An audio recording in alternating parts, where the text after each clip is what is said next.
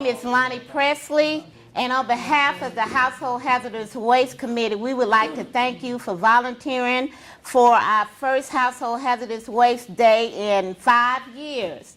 Okay, again, we thank you for volunteering. Now we'll have Janika Smith that's going to tell us a little about Household Hazardous Waste. All right, well, good evening, everyone. My name is Janika Smith, again, with the Health Department. And when you think about household hazardous waste, you think about some of the products that you all name, as far as pesticides, paint, chemicals, and things of that nature. So household hazardous waste are products that contain ingredients that may be corrosive, flammable, or even toxic.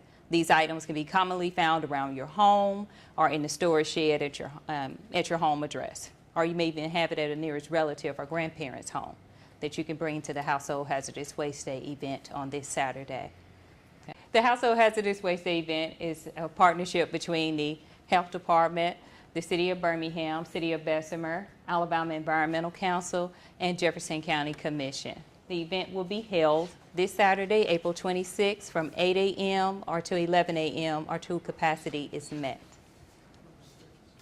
The goal of the event is to provide residents of Jefferson County an outlet so that they can recycle their household hazardous products, in addition to educating the residents of Jefferson County on what is household hazardous waste, in addition to safe disposal of these products. We will have 7 vendors on site this Saturday, which will be Clean Harbor, that will take latex and oil-based paint. We will also have Interstate Batteries that will be collecting all batteries received on site. Advanced Technology Recycling, which would be all electronics, including televisions. Star Recycling Appliances will be white goods and all appliances with a plug. It's considered white goods, and they will be able to accept them on site. Gone for Good will be able to take in paper shredding.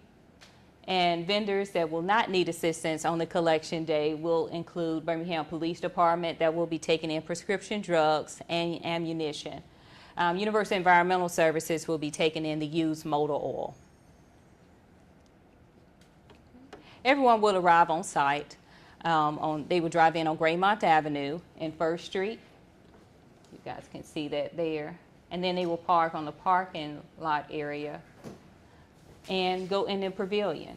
The pavilion would have registration from signing in to the time you sign out. Also, we'll have refreshments, and Lonnie will go over those things with you all.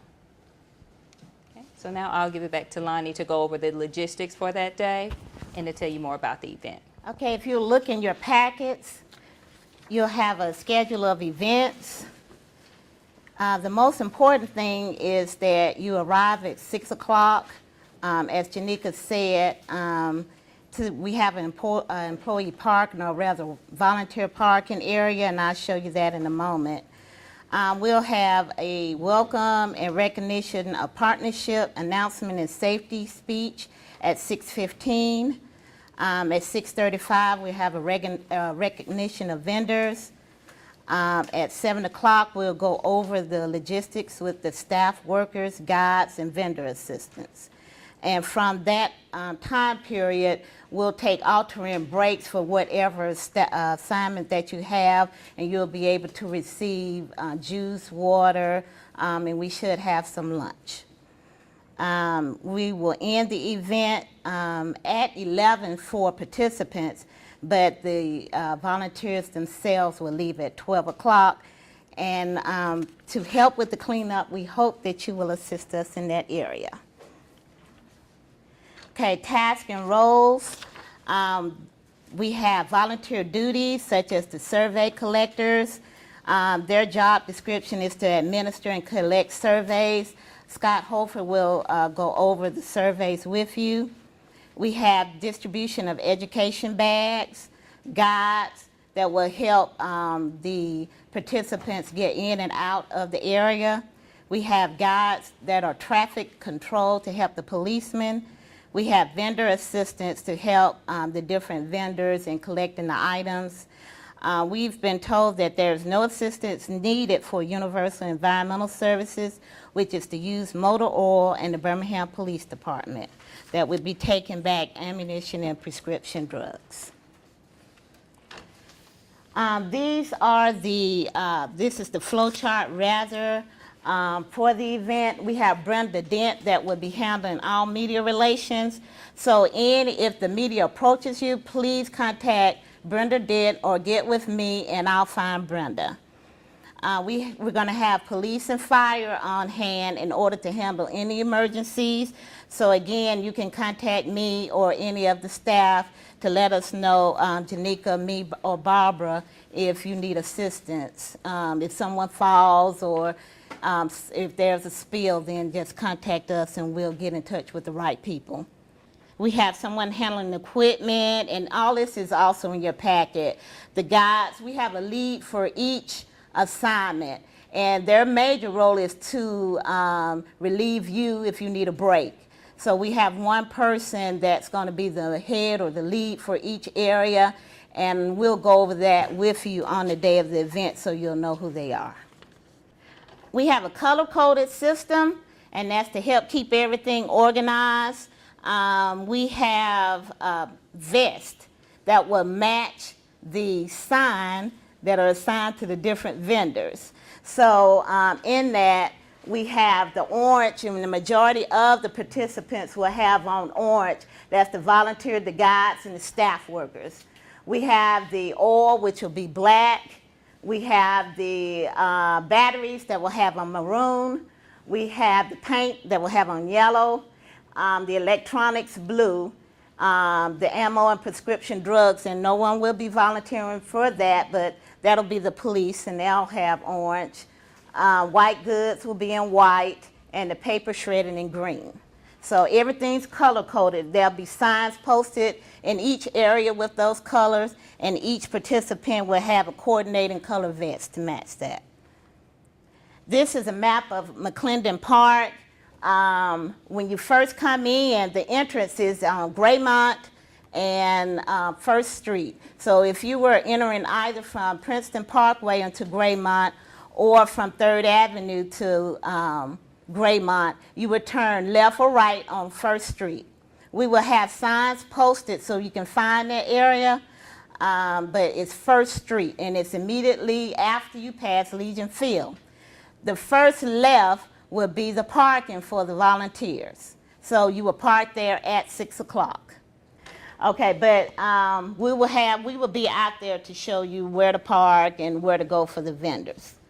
Again, for all media contacts, please refer them to either me, Barbara, or Janika, and we will find Brenda Dent that will handle the media contacts. Okay, so do y'all have any questions on that information? Okay, we're going to have Scott Hofer, that will go over the survey. Okay. So as you can see, here's the Hazardous Waste Day survey. So a few of you will be tasked to basically take this, and it'll be probably, I know there's a picture, but at the very beginning when cars come in, we're trying to get all the people that are coming to fill out this survey. And when I mean that is, what you will do is the person that are giving out survey will have it on a clipboard, and you'll walk up to a car and you will ask them these questions. At the beginning you see, what items did you bring today? You might need to read that off to them: paint, motor oil, electronics, ammunition, paper shredding, white goods. Everybody knows what those are. We went over appliances, prescription drugs, or batteries. So if you can get that information from them. The next one is, what is your zip code? And you see we already put in the first two numbers of your zip code, 35. So all you'll need to get is the next three numbers from them. And then we also are adding the other 4 digits. If you look on your license, there is, at least on my license, there's 4 digits that's after your regular zip code. So like mine's 35226-2519. So we're asking if you can get this information from them and ask them to give you that information. I mean, if they ask, well, are you trying to find out what street I live in? It doesn't tell us what street, it just tells us what block and really what municipality they're coming from. Because since this is a cooperation among many different cities, we're trying to kind of figure out where are people coming from. So as far as getting that information, I'll say this: if you're the reason why everything's getting backed up when you're doing the survey, then and they're having trouble fumbling for their wallet, just don't worry about it. Get the the regular 3.5, whatever the 3 digits are. But if it's backed up and you have time, then just go ahead and wait and ask and let them get their wallet out and put that information. I guess what I'm saying is it's very helpful to have that information, but don't hold up the line just because of that, if that makes sense. Okay? So the next question is, what other items at your house would you like to see included in future hazardous waste days? As you can see, there's a lot of things. I wouldn't read that to them. What I would do for this situation is just ask them, and hopefully off the top of their head, it will fit into one of these boxes. If it doesn't, you can see that we have a space for something else. Because, we first made this, we said, yeah, we'll read it all. Well, guess what? I'm sure everybody would love everything there. But just find out what they're thinking of, what they really think off the top of their head needs to be included. So for number 3, just say, what other items at your house would you like to see included in your future hazardous waste day? If they say one that fits into all these categories here, mark it. If not, just put it in the space. Okay? And then the next one, just read that one. How much would you be willing to contribute to help expand the scope of the hazardous waste day? $5, $3, $1, 0. And then how did you hear about this event? So if you can fill out, when you bubble, it's just like the, the Scantrons where you bubble in there. And we're going to run this through a machine. So do your best to fill in the bubble all the way. It doesn't matter if it's black pen, blue pen. Just make sure you fill up all the way. And do your best. And as I said, for zip code, try to do it. But if you're the person that's slowing everybody down, it's taking a while, then just skip the 4-digit. Okay? So, all right. So is there any questions? Yes. Scott, if Yeah. Let's say somebody comes in, they've got batteries and motor oil. Batteries are the first station that they would get, and then comes motor oil. Okay. Would the first person they see check both batteries and motor oil, and then they go to the second? How would the second person know what to do? Yeah, we're going to kind of screen them before they even turn in. This is where that's going to be done. If it gets backed up, could we add another volunteer there to help? Or? Yeah, we might need to do that. Hopefully we have enough We're people. We'll monitor, the situation Okay. as far as the traffic. Good. Yeah, and you can bubble in multiple items on this. It's not a single question. Multiple choice. Yeah. Let's do. Yeah, Ron. If they offer you $5, do you take it? No. No. No, you don't.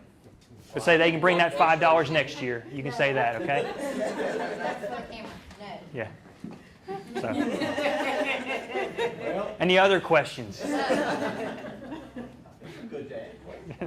Yeah, Anna. Scott, are we gonna be, because I'm kind of in this section, I think. Okay. So, we're gonna have extra pens and that kind of thing for the volunteers that are in this area? Yeah. And then we've got a location for once they get full, we'll have extra of where we put those Yeah, extra they're- surveys? Yeah, they're going to give a folder, I think, that they're going to have with you. Okay. So, anything else? We have 500 of these, so hopefully, maybe we won't use them all, but we have no idea really how many people are going to come to this one. So, any other questions? Is that it? Okay. All right. Barbara Newman's going to be talking to you next. I'm speaking about safety, which is kind of funny because I burned the popcorn today, so I smell like smoke.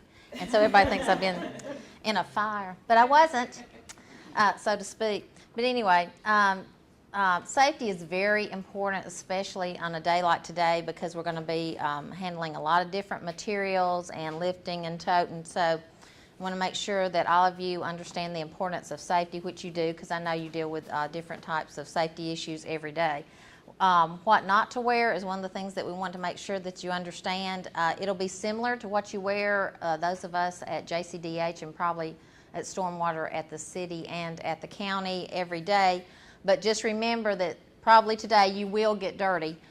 So you want to wear something that you don't mind getting dirty, even if it's just dust and dirt from, when you're doing surveys and things like that. So just be aware of that. We want to make sure that you wear long pants. Some people ask about shorts, but no, long pants because, depending on your station and just the appearance, it would be better for you to wear long pants. Closed-toed shoes are a must. No sandals because we're going to be, like we said, around chemicals and then other areas where you could even stub your toe. So closed-toe shoes. and shoes that you don't mind getting dirty or dusty or even kind of messed up. So make sure that you wear those. Old shoes, high tops, or work boots, if you have any work boots that you have that you wear when you're out in the field, those would be great too. What not to wear: hot pants. I hadn't heard of this in years, but hot pants, cut off shorts and shirts, like we said, no shirts or, low top, Daisy Dukes now. And then also, midriff shirts, please, long shirts. No holes in clothes. We do want a professional appearance, so no, really raggedy clothes. Shirts, and then dresses, because one of the things about dresses, skirts or dresses, is that they can hang on something when you're at an event like this. Do you have any questions on this? Angela? I just wanted to add that it's supposed to be sunny that day, so by us being in the sun, you guys might want to put on some sunscreen because we'll be out there for a while. That's a very good point, right? That right, if you tend to burn, which I do, be sure, and we might need to just have some available. I'll try to remember to get some sunscreen and have that available. Yeah, and we do have mosquito repellent also, because since the weather has warmed up, mosquitoes or any other bugs are a possibility, so we'll have that. Just remember at the bottom of the page where it says represent your organization well. Okay, anything else? Okay, moving on. Safety. Okay, for those of you that will be helping the vendors, and I think we have a weight restriction for our folks, don't try to lift anything that you're not comfortable with. Ask for help. Remember, safety is of utmost importance, especially today. And remember that common sense goes a long way. Wear all your safety gear. Now, if you're taking surveys, you don't have to wear the goggles, okay? Because people would think, they'd wonder what's going on. But wear the appropriate safety equipment for what you're doing. If you need to wear gloves, then wear the gloves. And we have two different types of gloves. We have the gloves that are appropriate to the work that you're going to be doing. Eye protection with the safety goggles if we need those so they can go over your glasses. And also we have aprons to keep things from splashing up on you should you need those. Do not handle sharp objects. If you're unloading a car and it's something sharp, don't handle that. We'll see what we need to do with that. And always ask for assistance. If you have any questions about anything, or it looks unsafe, or if you have any type of wariness about something, then let us know. Lonnie and Janika and I will be glad to assist you and get you some aid for that.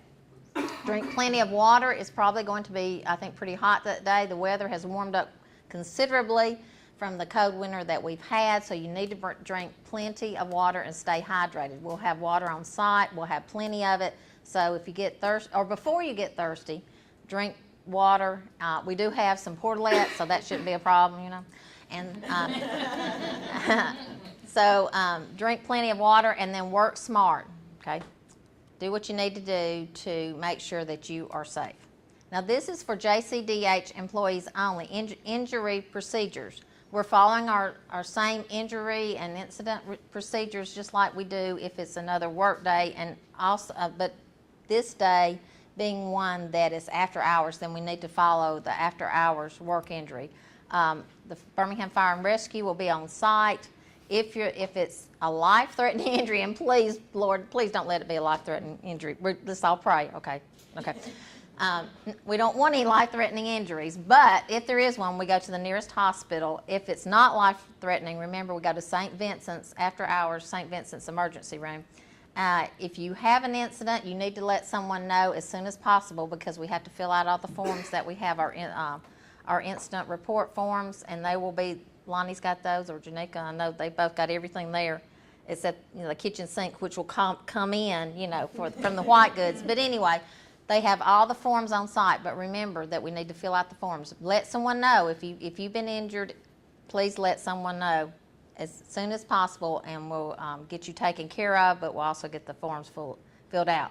If you refuse care of the day of the injury, you still need to fill out an incident report. That means if we, whatever, if there's some sort of injury, we still have to fill out an injury report.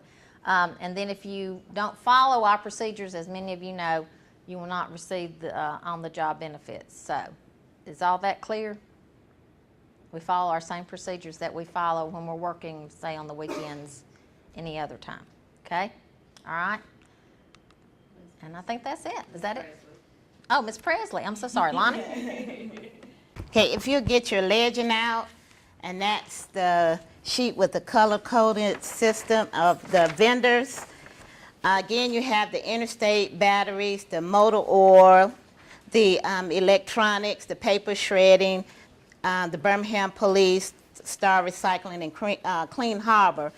Now, the paint, we're accepting paint only. The oil only. So you're going to have people coming with antifreeze, paint thinners, arsenic, because those are the calls that we've been getting. We're not accepting anything but paint and oil and the other items that are listed here. So we hope that our guys will help us in pre-screening some of the cars to ensure that other items aren't, but from talking to other agencies that have done this in the past, people will still try to slip it in. And then when they try to slip it in, it may spill. So in that case, please contact me and I will get with the fire, depending on what the item is, and if necessary, to EMA. So again, it's very important to make sure that we're only accepting the paint and the oil. But if in case of something different, they've had dynamite to be dropped off in the past. They've had radioactive materials, and we're not accepting anything but paint and oil. So it's very important that you relay that information. But in case someone tries to bring something else in, make sure you notify me so I can notify the proper authorities. So are there any questions on that information? Can you tell us what Gone for Good and Clean Harbor are taking? Clean Harbor's taking the paint, and Gone for Good is the paper shredding. That's a good question. And Advanced taking? That's electronic. So we're taking refrigerators for the white goods, that's Star Recycling. Refrigerators, air conditioning, the advanced technology, electronics such as televisions or VCRs, anything that's electronic. Does it matter if the refrigerators and stuff still have Freon in it, or does it have to be drained? The vendor is going to bring a device to remove the refrigerant, so he's already prepared to take care of that. That's a good question. Are there any other questions? Again, we want this to be a safe event. The city of Birmingham has provided waiver forms for us to sign in the case there is an incident. So does anyone from the city of Birmingham maybe want to discuss? Yeah, let me just mention that the law department has informed me that anyone not signing that form should not be working on the site and volunteering. So it's a requirement that must be filled out by all volunteers. Are there any questions for the city of Birmingham while they're here on the waiver form? Okay, are there any questions again on the actual vendors or on the roles and tasks in your folder? You also have what tasks that you've been assigned for. So if you have any questions for that, also let me know. The guides have on theirs zones, and that's for me to help in placing them where they are.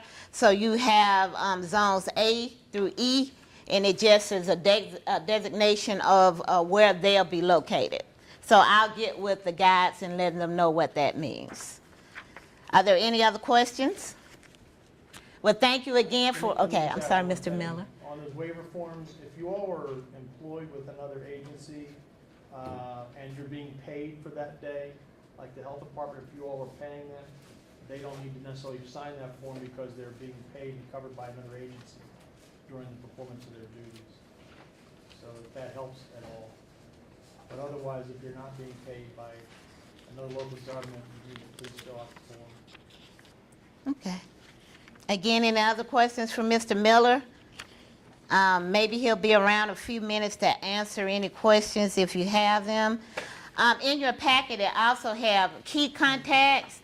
If for any reason that you can't make it that morning, please call either me, Janika, or Barbara, and our phone numbers and cell numbers are in the packet.